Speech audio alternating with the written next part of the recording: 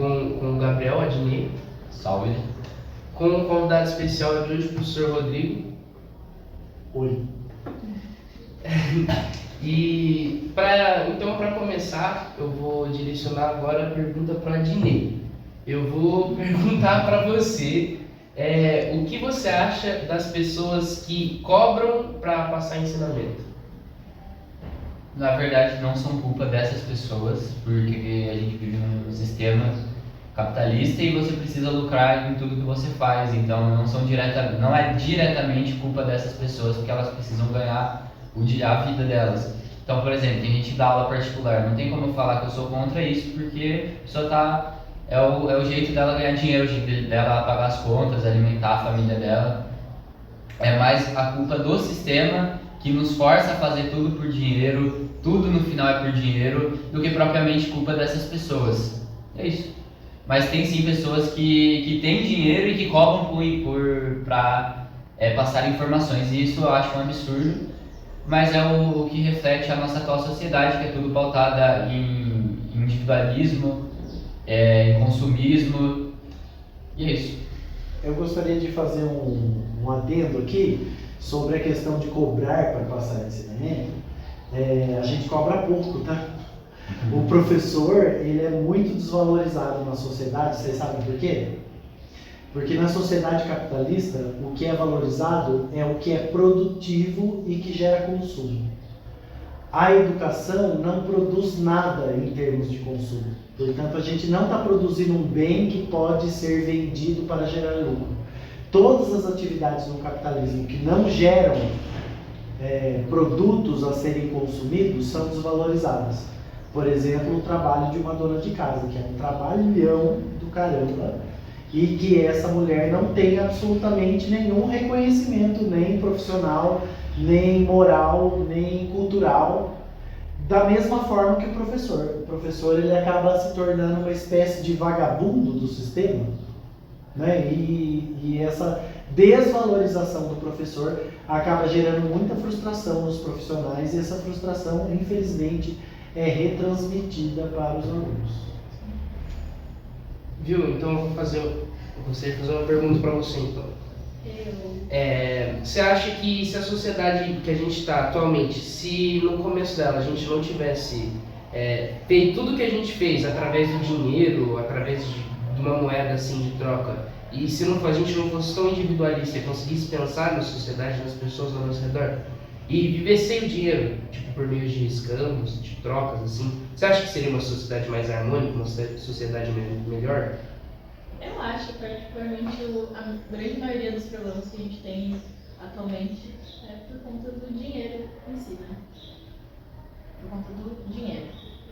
E é isso, tecnicamente. Eu acho que sim, que seria uma sociedade melhor e seria muito... Não acho que seria perfeita, mas eu acredito que seria mais justa. Acredito que... Não exatamente no sentido de troca, tipo, mas um governo paralelo, assim, uma sociedade paralela, que não é impossível Uma de sociedade acontecer. alternativa? Que não é impossível de acontecer, lembrando que implantaram na nossa cabeça essa ideia que o capitalismo é impossível de se fugir, e sendo que não é, tipo, realmente não é. Mas eu acho que é isso. Eu acredito que seria muito mais justo. Eu acredito que os trabalhos, em geral, seriam muito mais valorizados. As pessoas conseguiriam fazer mais o que elas gostam, não que precisam ganhar dinheiro. É isso. Porque na sociedade que a gente está, um dinheiro pode tanto comprar uma vida quanto acabar com uma vida, né? Então a gente tem que tomar cuidado aí, saber o que a gente faz, né? Saber com quem a gente está apoiando, porque grandes líderes políticos também tem uma grande influência nessa parte aí do dinheiro, na parte da educação, na parte da saúde.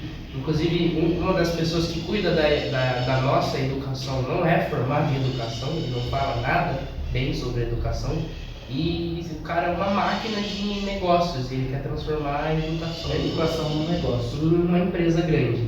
Eu queria aproveitar e falar sobre... vocês entraram nessa questão do capitalismo, né?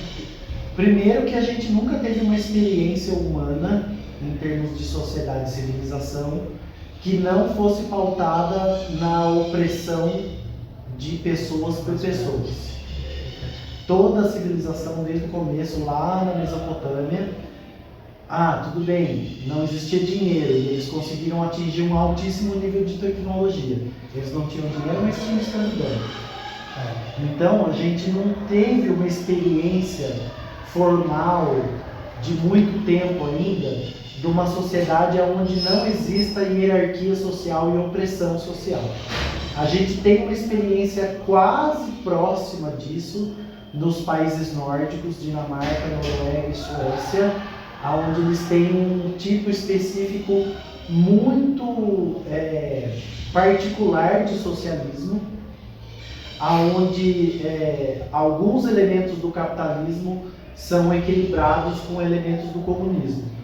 Por exemplo, existe a propriedade privada, mas não existe a herança nesses lugares. Tudo que você produz, depois da sua morte, passa a pertencer ao Estado e vai ser integrado como imposto para o benefício de todos. Eles conseguiram fazer uma ligação, uma equalização dos salários bastante interessante, porque se você for pensar, vamos pensar num exemplo muito prático, assim, uma sala de cirurgia, né? Se não fosse a equipe de limpeza esterilizar todo lugar, a cirurgia não seria possível. O que diferencia o salário do médico que está operando e o salário da pessoa que limpou a sala é uma construção social, não é o valor de importância.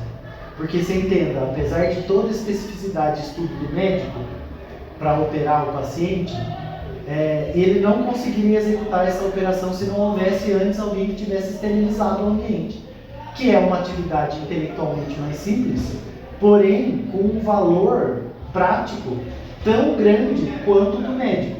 E o que diferencia essas classes são construções sociais.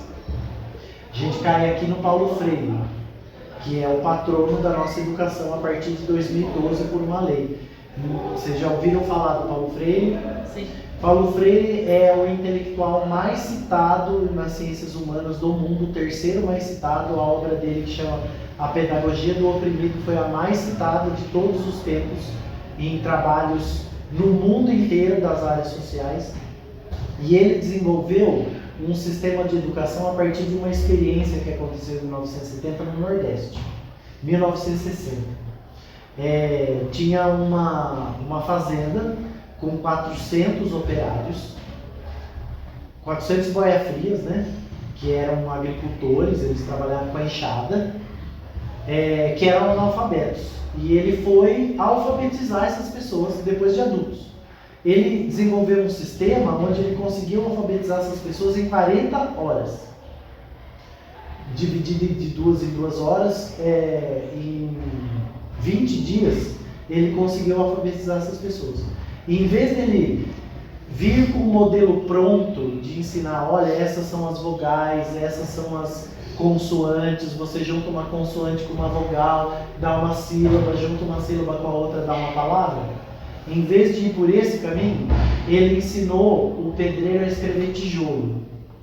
Ele ensinou... São as coisas da realidade dele. Exatamente. Ele ensinou o boia fria a escrever enxada. Ele escreveu o cara que cortava lenha e escrever machado. Essa característica da alfabetização dele insere um senso crítico sobre a realidade na pessoa que está aprendendo desde a alfabetização. O que aconteceu com essa galera que aprendeu a escrever? Em 3 meses fez uma greve. Porque eles reconheceram a realidade de opressão que eles estavam trabalhando. E não foi o Paulo Freire que falou, olha, vocês estão sendo oprimidos, vocês têm que se movimentar, vocês têm que se juntar para lutar contra o opressor, porque o opressor é uma classe menor do que vocês, a unidade faz a força. Ele só ensinou as pessoas a lerem e a escrever. E por si só eles conseguiram perceber a opressão que eles... Você quer pegar? Quer? Então tá, calma. Isso mostra muito o fato do porquê, mesmo de forma escondida pelos tapetes, os grandes tentam controlar completamente a nossa educação, porque, querendo ou não, o ensino atrapalha eles. O ensino faz a gente ter uma noção de como a gente é maioridade, como a gente tem capacidade de mudar as coisas, e eles controlam completamente isso. Porque, por exemplo, o modelo da escola mesmo. A gente, se os alunos decidissem... Não, a escola, eu acredito que é uma ótima escola, não é? Sim, a nossa escola é boa. A nossa escola é muito boa, mas quase por algum motivo a gente se revoltar. Se decidisse se revoltar, se juntar todos os alunos, os professores, os coordenadores, os diretores, não tem nenhuma chance contra a gente. A gente simplesmente decidisse e falasse assim, não, a gente não quer. Eles não poderiam fazer nada, a gente é maioridade. Isso entra dentro da sociedade também. E eles controlam completamente isso pra gente não conseguir perceber isso. Quando a gente nota isso, mesmo que seja porque colocaram muito nas cabeças, tipo, ele não vai conseguir mudar nada, mas o que adianta eu me esforçar se eu não consigo mudar nada?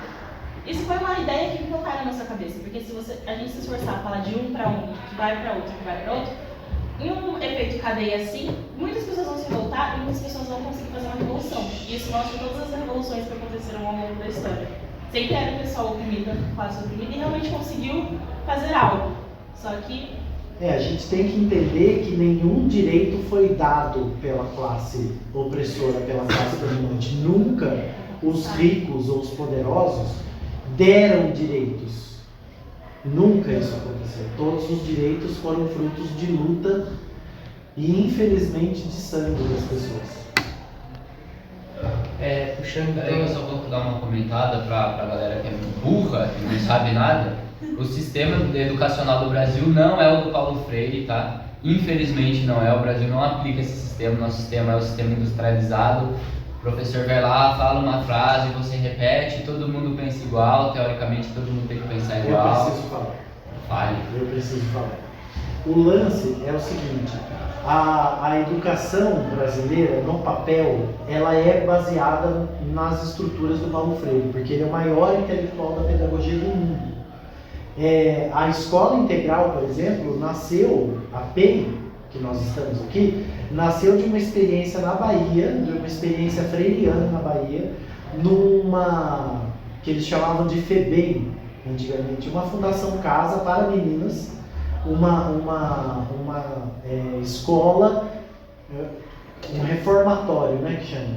Era um reformatório em Salvador, e um cara chamado Antônio Gomes da Costa, que foi discípulo do Paulo Freire, foi aluno do Paulo Freire, acompanhou o Paulo Freire durante uma boa parte da vida dele, desenvolveu a tal da pedagogia da presença, que vocês já ouviram falar aqui, para internos de um mesmo lugar. Então a PEI, ela nasceu de uma experiência freiriana, não do Paulo Freire, mas de um discípulo do Paulo Freire, voltado para pessoas que permanecem no mesmo lugar muito tempo.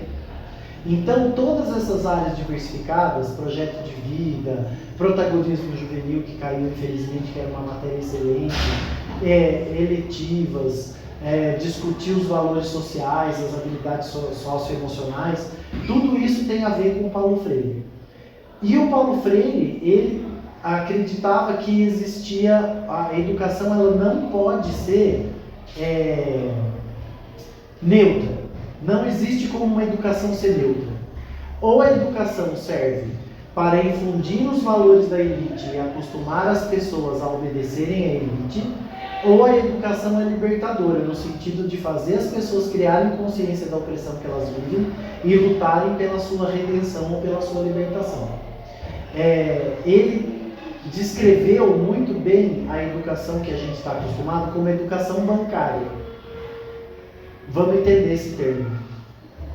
O professor antiquado, ele enxerga o aluno como um cérebro e não como um ser humano, e o cérebro dele como um depósito. Então o professor está lá na frente, ele é o detetor do conhecimento, e ele deposita esse conhecimento dentro da cabeça do aluno, e o aluno tem a tarefa de reproduzir esse conhecimento que ali foi depositado, sem nenhum senso crítico, sem nenhuma autoralidade, sem nenhuma formulação própria, sem nenhuma crítica àquilo que ele está aprendendo. Daí que deriva o que eu falei na sala hoje, a valoração do aluno por nota, que nada mais é do que um sistema simples de condicionamento operante, igualzinho que um psicólogo faz com o ratinho na caixa de Skinner. Se você não cumpre a tarefa, você é punido com uma nota abaixo de 5. Ou se você cumpre a tarefa, você é recompensado com uma nota acima de 5. O que leva o aluno a acreditar que o conhecimento é uma mercadoria, que ele vai receber pelo que ele aprende. E isso perpetua o sistema. Então, eu achei muito importante isso que o senhor falou, mas eu também achei importante uma coisa que a Nicole tinha falado aquela hora, que muitas pessoas elas pensam que é como se não valesse a pena, pois não vai mudar o que elas vão fazer. Só que nessa jornada aí de conhecimento, eu acho que geralmente o que te traz o conhecimento não é você ter chegado até onde você queria, sim o caminho que você percorreu, com as pessoas que você falou, com as coisas que você aprendeu. Então, muitas das vezes, o caminho da sua jornada é mais importante do seu objetivo. Então, presta atenção no que está acontecendo à sua volta e tenta abrir a mente para o que está acontecendo agora e não o que você quer, entendeu? Tenta fazer o que você quer agora, porque não vai ter tempo depois. Eu vou fazer uma pergunta para vocês, eu quero ouvir a resposta.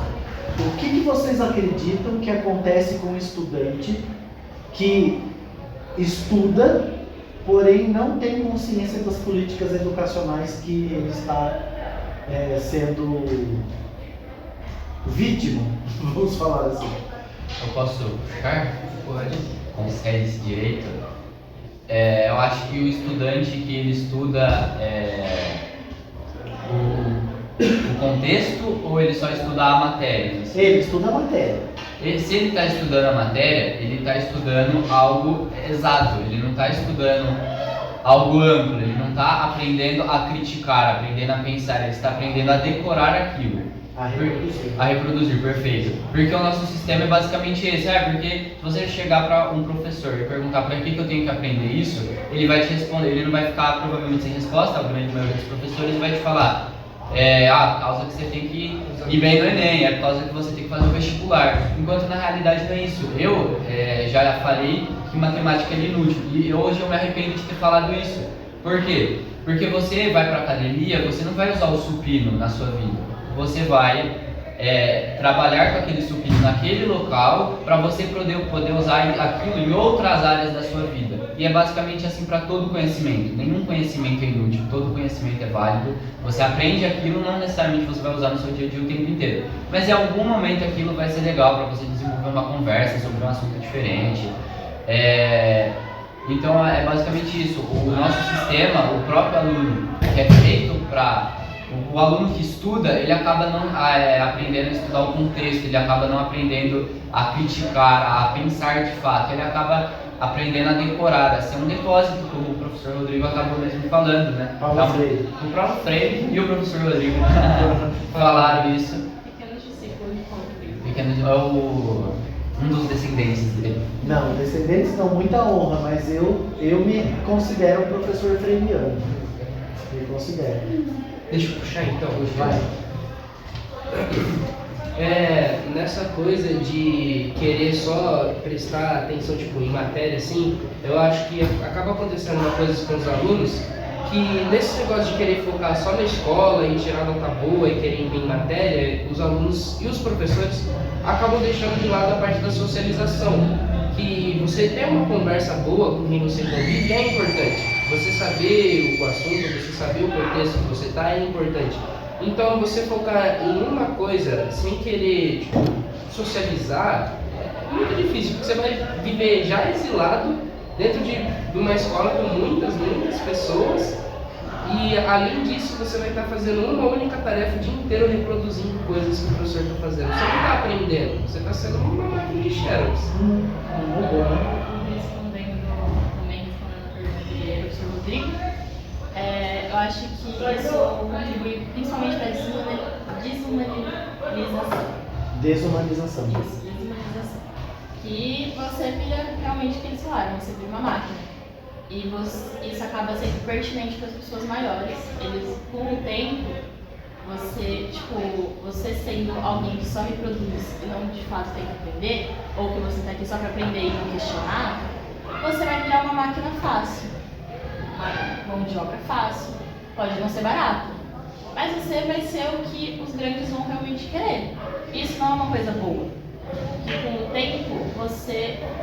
Porque a maioria dos adultos tem, além do trabalho, além do que causa o burnout, além do trabalho que eles têm, tipo, que muitas vezes é precário, é desumano, mas também acabam percebendo que eles não estão sendo tratados como humanos, eles estão sendo tratados como máquinas. E Como objetos. como objetos. E não foi ensinado a eles questionar isso. Daí quando você se toma conta disso, você fica, ué, o que eu tô fazendo aqui, sabe? O que eu estou fazendo na minha O vida? que eu tô fazendo na minha vida? E quando você começa a trabalhar isso muito mais cedo, você consegue dar uma escapada disso. Infelizmente a gente não consegue escapar do nosso sistema, porque a gente não tem que se revoltar. Eu acredito que revolta gera né, mudanças. Até porque eles não vão dar nada pra gente não beijar. Nunca. Mas, quando você percebe isso mais cedo, você começa a realmente tentar entender, o mundo, seja de forma negativa ou positiva, se abre um pouquinho mais pra você. E as coisas não fica tão vazio, não fica tão sem sentido. Eu queria comentar sobre o que o Luan falou. O Luan disse uma coisa muito importante, que o objetivo do aprendizado escolar não tem um objetivo definido, é o caminho que importa. Imagina só, você passar 12 anos da sua vida, aprendendo um monte de coisa simplesmente para prestar uma prova e depois você jogar tudo aquilo fora. Olha o senso de utilidade que dão para a nossa vida. Né? As informações, elas estão todas disponíveis. Até informações sobre sociedades secretas que eram fechadas em votos de silêncio, hoje tem abertura, você consegue saber o que acontece dentro da maçonaria, se você quiser. O lance é a socialização, é aprender a conviver, é aprender a respeitar, é aprender a despertar. Tão importante quanto respeitar é despertar o próximo. Porque quem acredita na liberdade quer a liberdade do outro.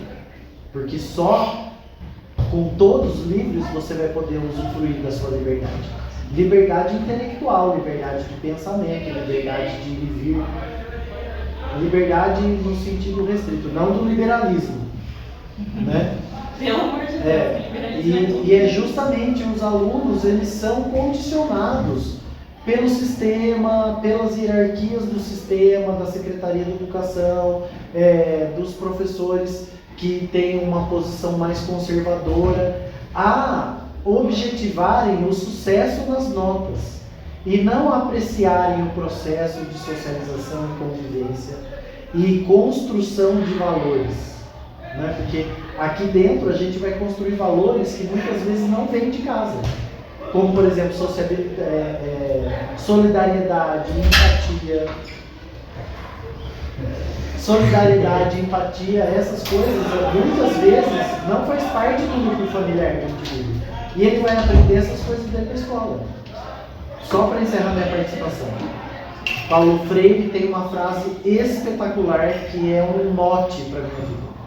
O professor não ensina o que ele sabe. O professor ensina o que ele é.